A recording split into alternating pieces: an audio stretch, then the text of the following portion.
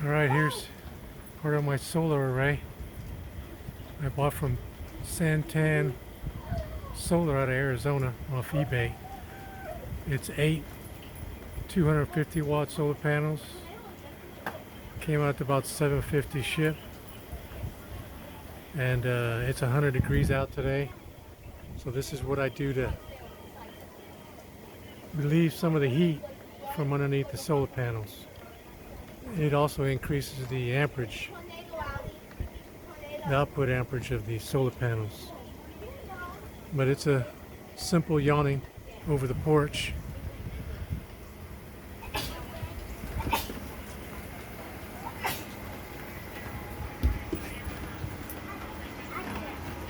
I caulked between the panels so it doesn't leak, but there is a few drops here and there. But all in all, it works out good. But you could tell the difference when I turn the sprayers on.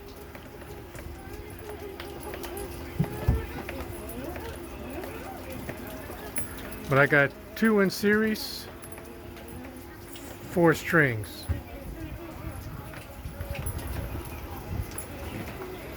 These panels have been up for a year and a half. 0 issues. Very happy with them.